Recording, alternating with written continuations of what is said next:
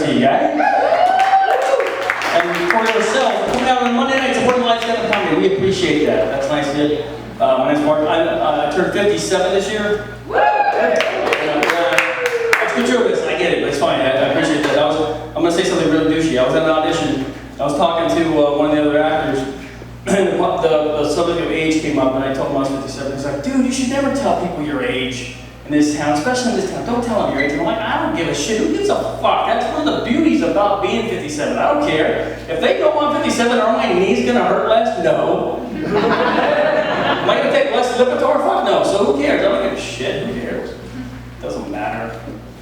We're living in a weird time right now, this time of Me Too. And I tell you what, it's really, really hard to be a man right now.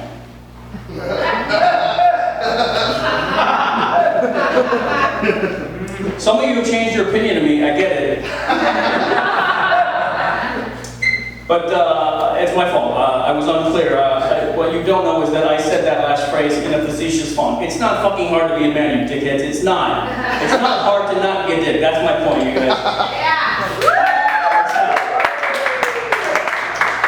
But we think we've advanced as a society, and we haven't, man. We think we have, but we haven't, because I always hear this phrase, especially in this town, I hear this phrase. And I've heard women say this phrase. Whenever somebody books a job we want, or somebody gets something we want, I hear this phrase. Whose dick did he have to, you know the phrase? Whose dick did he have to suck to get that job? You know what I mean? I've always heard that.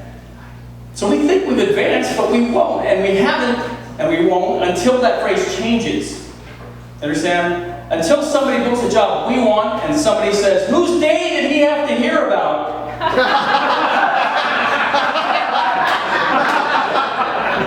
We have advanced as a society.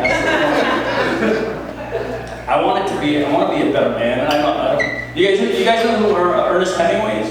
Yeah. I heard this internet legend about Ernest Hemingway that supposedly on a bar bet he wrote a 6-word short story that was heartbreaking. Anyone ever hear that? Yeah. It's amazing, right? I looked it up. I wanted to find out a 6-word short story that's heartbreaking. What is that? So I found it. You guys want to hear it? Yeah. So here it is. For sale, baby shoes, never worn. Oh.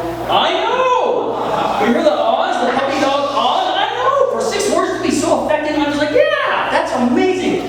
I wanted to do something similar, so I wrote a 6-word short story that was heartbreaking. Would you like to hear mine? Yeah. Here's mine. Unopened box of condoms just expired. Oh my God, fuck. It gets you right there, doesn't it? That's how I've chosen to tell you that I'm single. Anyone? I got into a fight with an old girlfriend, and fights happen in relationships. I mean, that happens, whatever. But we're fighting over something stupid, right? We're fighting over whether or not Anna Paquin is hot. That's the fight. You know what I mean? And here's the fucked up logic, the twisted pretzel logic that got us into the fight. I think Anna Paquin is cute. She thinks Anna Paquin is ugly. So using that logic, she thinks I think she's ugly. That's what fucking happened. I'm like, no, that's fucking ridiculous. We're arguing. And I'm thinking in my head, what? This is fucking stupid, right? And she said something to me halfway through that I'd never heard before. I don't know if any other women have used this tactic, but it's fucking brilliant. She looks at me and she goes, do you want to be right or do you want to be alone? Bullshit, right? That's bullshit. But that kind of argument doesn't work with me, a 57-year-old man, because I have golf. That's why. A golf course has 15 more holes than she does. I guarantee I'm going to have fun with at least one of those goddamn things.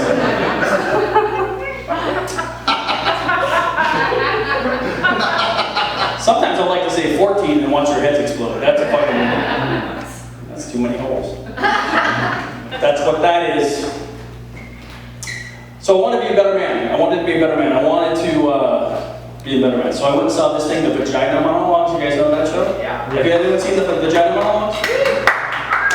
It was a great show. It was incredible, very informational. I learned watching the Vagina Monologues that the clitoris has 8,000 more nerve endings than a penis. Did you know that? Yeah. The 8,000 more nerve endings than a penis?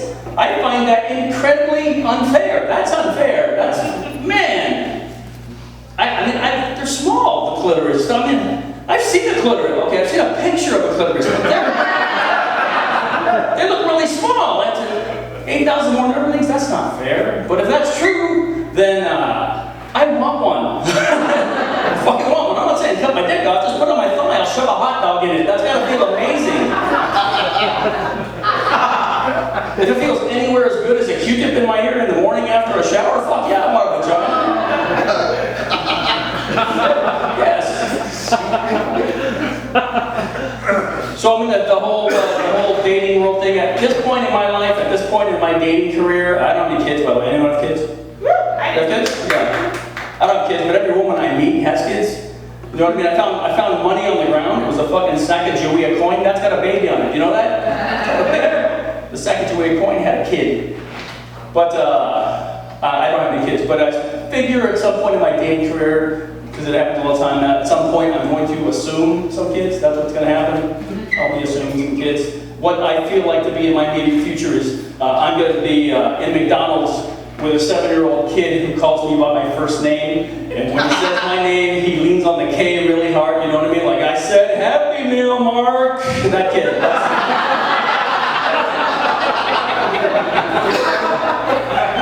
That's my kid. That's my dude. That's what I'm going to be hanging out with.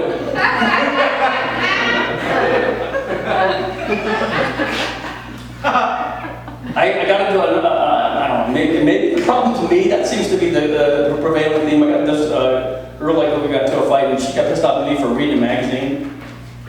I'll fess up to what I was reading. I was reading the Sports Illustrated swimsuit edition. That's not a big deal, is it? No, I think so either. But the minute she sees me reading this thing, she's like flipping like, what are you doing with that? What are you doing looking at all the women on those pages? You have me. Okay? You have me. You shouldn't need all the women on those pages. I'm thinking, fuck, it's a piece of paper. What are you worried about? Are you threatened by this piece of paper? When this piece of paper starts blowing me and buying me shirts, then you have something to worry about. Don't fucking worry about it. She gets pissed up. She rips it up. She throws it in my face. I couldn't understand why she was so upset. I think the fact that I was naked and had a handful of lotion, that might have something to do with it. So we're living in this world, this crazy world, the world of immediate information, the world of technology. We're going to be able to have some virtual sex with anybody. They got these things, these real dolls. Have you seen the real dolls? Those real dolls, I saw. The real dolls, they're expensive. There's like $3,500 for a real doll. Like $3,750 with shipping, but it was totally worth it, you guys. Totally fucking worth it. This real doll I bought, she's got like really soft, supple, pouty lips that are so fucking real. Oh my god. This soft, supple skin, so real. She's got a kid from a previous relationship, you understand? Keeps looking at me like, I said, Happy Meal, Mark. That kid, that's my kid. You guys have been fun. Thanks for coming.